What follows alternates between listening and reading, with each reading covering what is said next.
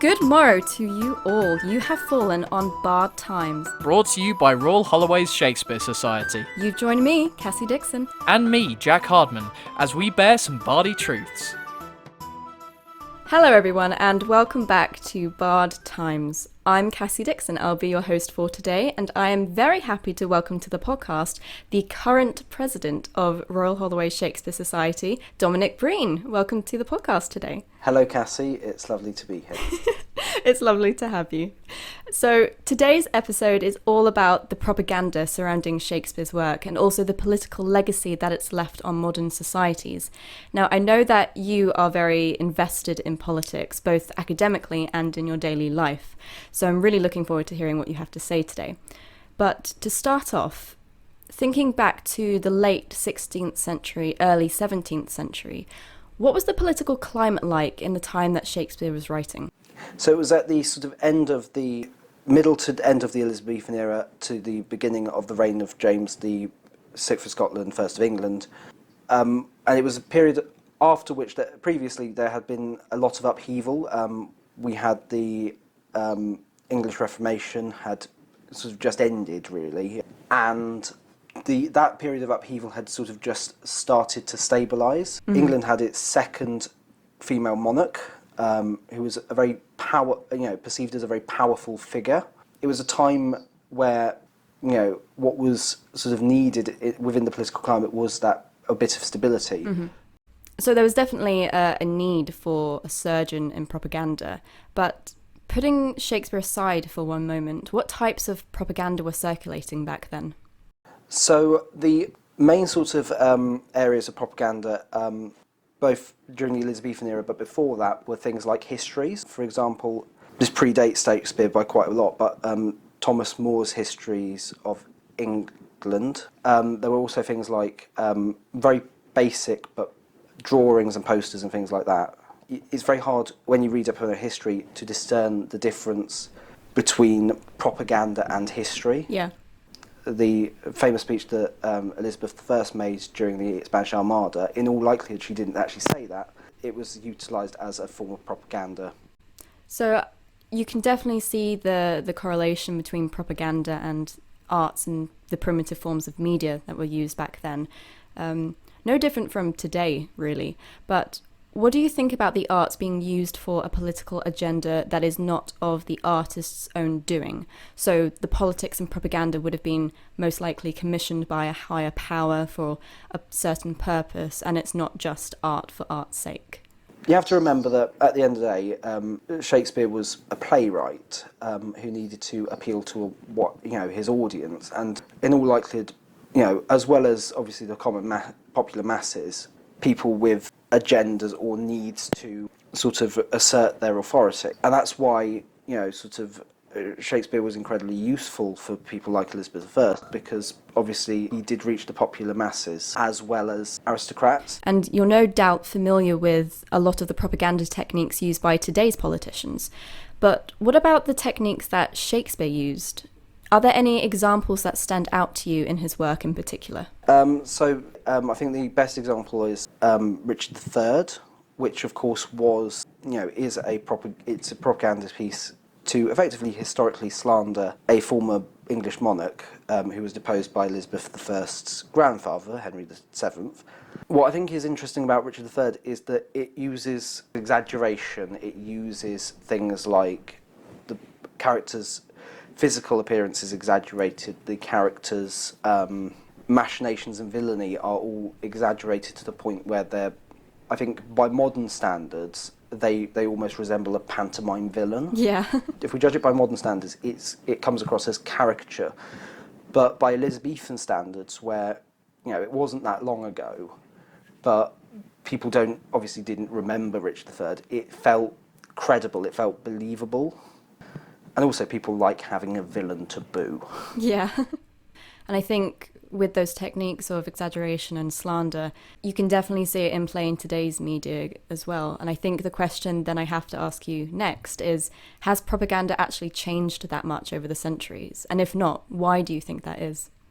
It's really not changed that much because if you compare something like Richard III to Battleship Potemkin, really there's not much different in how they are expressing themselves. It's very expressive, it's very dramatic, because propaganda is inherently trying to get a point across, and it's trying to attract an audience attention, and the best way to do that is in ways that are punchy and engaging. So yeah, I think in terms of its sort of underlying approach, the only thing that's really changed is what medium it takes. Yeah, I think it's definitely evolved over the centuries as we have evolved with it. In some cases, then, do you think that Shakespeare's work was simply an example of spinning to make the current monarchs or their predecessors even look good, or do you think it's more complex than that? I don't think it's to make them look good, per se. I think it's a little bit more complicated than that, in that the goal of sort of Elizabethan and Shakespearean propaganda is not just to make them look good. It's that you have to remember that prior to Henry VII, there had been a number of wars and conflicts over who the reigning monarch should be. It was not a period of stability. If I remember rightly, my memory on this is a bit rusty, but Elizabeth I didn't particularly respond well to Richard II because it depicted a monarch being overthrown. The purpose of Shakespearean propaganda is not just to make the ruling powers feel good, it's to make the ruling powers feel secure in their positions, because at the end of the day they were operating in a period of time where England wasn't that stable politically. Yeah, that makes sense. I think going on from that, you can then break Shakespeare's plays down into three main categories. You've got the comedies, the tragedies, and then the histories. And he did write quite a lot of histories. And besides perhaps the Henry IV and Henry V, they're not very well circulated today, especially in schools. So why do you think Shakespeare wrote so many histories, and especially ones that even followed the chronological order of succession? I think mainly because fundamentally he did think they were interesting and worth telling, but also because it then tells a story. I use the word a rather than the because it's not objective. We've already mentioned Richard III is a major propaganda piece, as is Henry V. And this is not new, because in the 1920s, the Conservative Prime Minister Stanley Baldwin adopted a similar strategy of telling a story of England. But the fact that they follow the chronological order, I think, is mainly to sort of, this is mainly speculation on my part, but I think it's partly to create a sort of a canonical history, in the same way that when you write down a history, you write it down in order, or wrote it down in order, to sort of legitimise it as a flowing story through narrative, rather than just X thing happened, but X thing happened here and X thing happened here, you know. So they weren't really truly quote unquote histories then, and I think that is very plain to see. And if they happen to have been written and put on in a film format today, I think there would be a lot of angry reviewers saying this is historically inaccurate, you know. Yeah. So why do you think Shakespeare took such creative license with the histories? Shakespeare was not a scholar of history. It should be noted that Shakespeare was very much one of those people who was an artist rather than a scholar. I think in some places Shakespeare's knowledge of history is clearly as strong as Shakespeare's knowledge of geography. But I also think that fundamentally, you know, Shakespeare would have been influenced by the writings of people like Thomas More, who were very clearly pro-Tudor. So I think, whether wittingly or unwittingly, Shakespeare's creative licenses were written from the point of view of a pro-Tudor lens. What did it mean for artists other than Shakespeare, including Shakespeare, producing work under the reigns of Elizabeth I and James I? Do you think their work did have to comply somewhat with certain ideologies of the state? I think to some extent, yes. I think it should be remembered we're not talking about modern constitutional monarchs. We're talking about people with absolute power. Yeah. And, you know, some of them were more liberal than others when it came to dissent. You know, at the end of the day, you have to sort of be careful what you wrote and said. For example, a lot of 16th and 17th century plays are quite have incredibly dodgy racial politics, because that was the cultural norm, and that was a cultural norm that was enforced by the fact that England was for example, was still undergoing a lot of religious tension, and you don't want to sort of undermine that at any point. Yeah, I think that's all definitely worth noting. I think looking at the more obscure histories, the one that stands out to me the most is perhaps Henry VIII. It's most well known, I guess, these days for being the play that's responsible for the original globe burning down in 1613. But politically, it's also quite interesting and contradictory. It's generally thought of being written after the death of Elizabeth I, so after 1603, but that would mean it would have been performed during James I's reign. Now, this is interesting, especially considering how Anne Boleyn and the christening of Elizabeth I were handled. Both the coronation and the christening seem to be described quite lavishly, and even the subject of Anne Boleyn's beheading was avoided, and the play ends on the christening of Elizabeth. And correct me if I'm wrong, but James I didn't like Elizabeth. Is that right? It's complicated. As much as James I may not have liked Elizabeth, Elizabeth was incredibly important to James I's rise, as well as being Elizabeth's closest living relative at the time of her death, and thus her only possible successor. He was also the second consecutive Protestant monarch. There was that fundamental thing of they were still part of the same religious reformation. Yeah, I was wondering when I was reading it, it did sound like he wanted to appease the masses. When did you say it was roughly written? Was it just after? There's no actual date attached to it, but scholars are generally in consensus to it being written between 1603 and 1613 when it was first recorded to have been performed. Okay, so that would have been literally just after. I think that might be the other thing is then, I think it's more paying tribute. Yeah, I think that's a good way of looking at it. So moving on a little bit to consider the effects on modern day societies, I think one of the most prominent examples of Shakespeare's plays that I think has had a more noticeable effect on us, politically speaking, is Richard III. And I know you've mentioned Richard III briefly before, but I just want to go into it a bit more detail now. I think it goes without saying, as you said, this is covering everything from his appearance and the implications there, all the way down to his ability to reign as a monarch.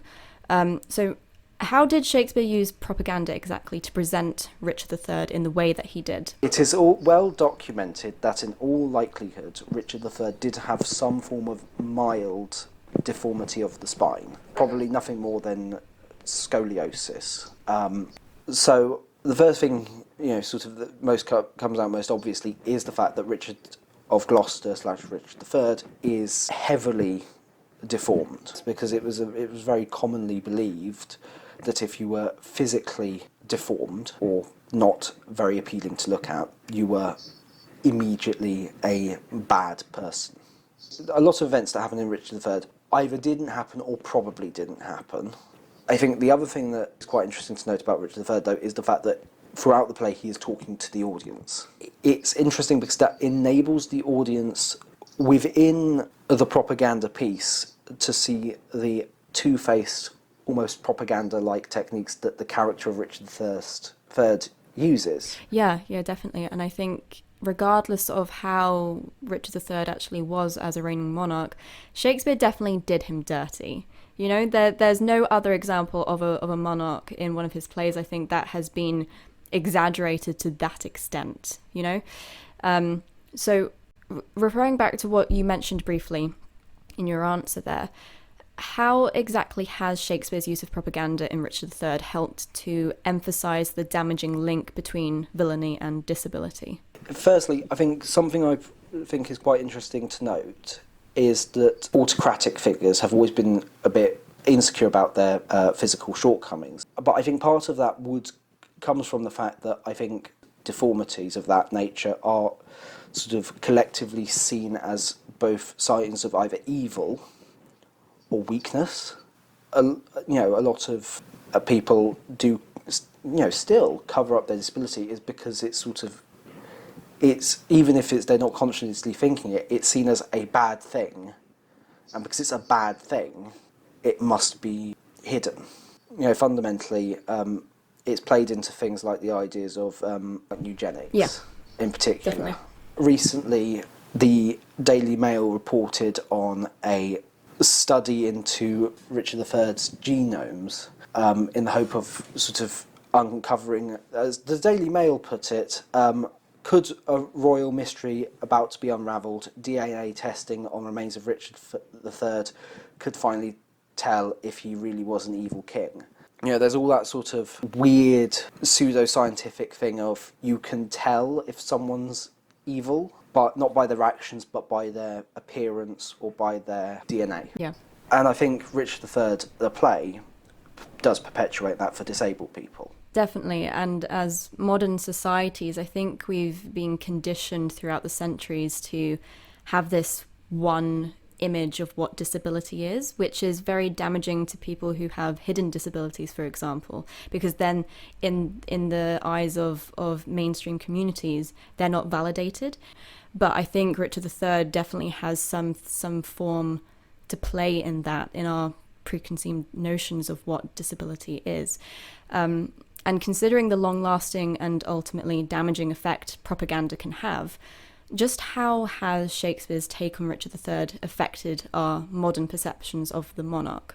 I think it's key to remember that we have started finally to move on to a more, if not positive, at least sympathetic outlook on Richard III.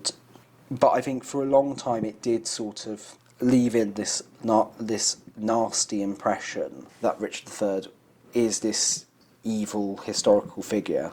Yeah, I agree with you. And moving on from Richard III now, I think another play that has arguably taken on more meaning in recent years, especially when it comes to the fine line between patriotism and nationalism, is Henry V.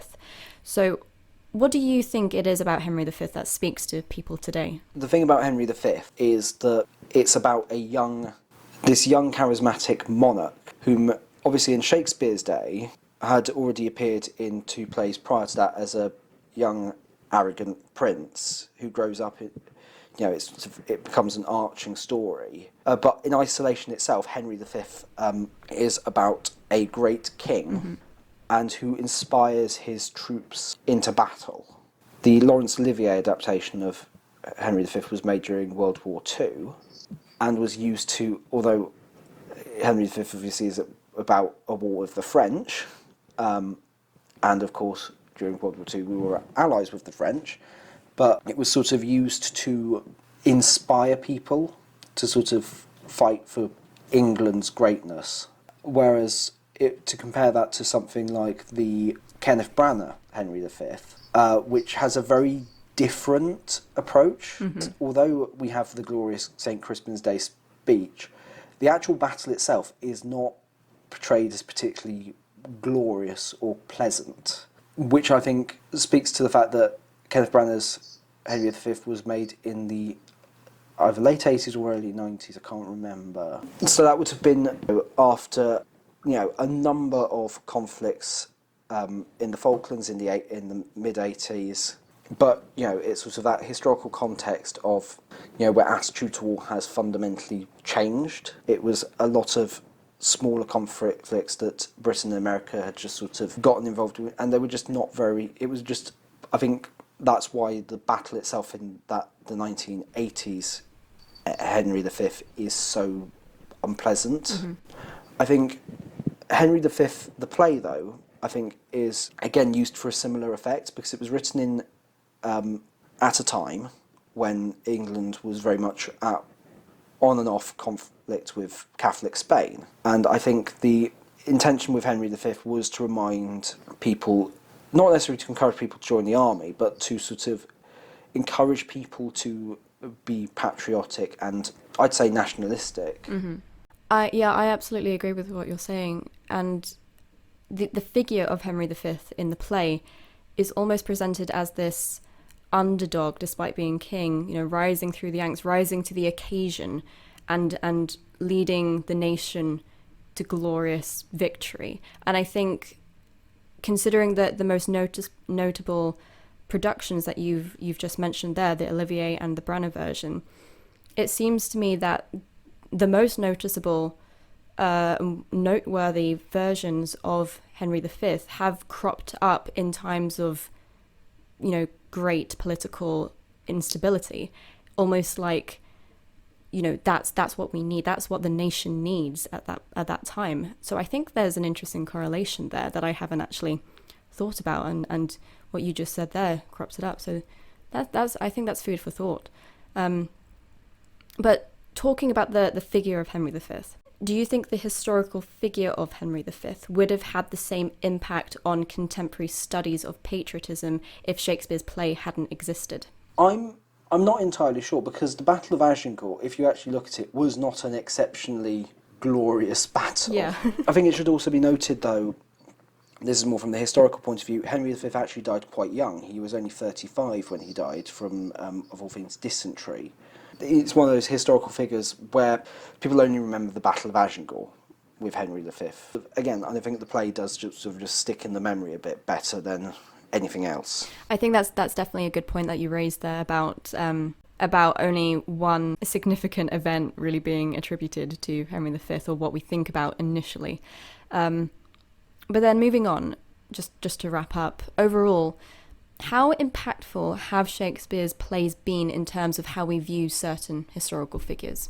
I think it depends on the historical figure. Mm-hmm. I think it would be unreasonable to say that Shakespeare's Henry VIII has influenced our perception of Henry VIII. Mm-hmm. I think it would also be unreasonable to claim that, and I think it would be unfair to label all the blame for how we perceive Richard III at Shakespeare's doorstep. As I mentioned, writers like Thomas More were already sort of starting the sort of metaphorical hatchet job. I think, though, the thing that Shakespeare did was bring that all to the popular masses, and it has, whether consciously or subconsciously, has stuck. What I think is interesting to note, though, is that Richard III instead has become how we portray villainy. I think that's where the play Richard III has more influence. Mm-hmm.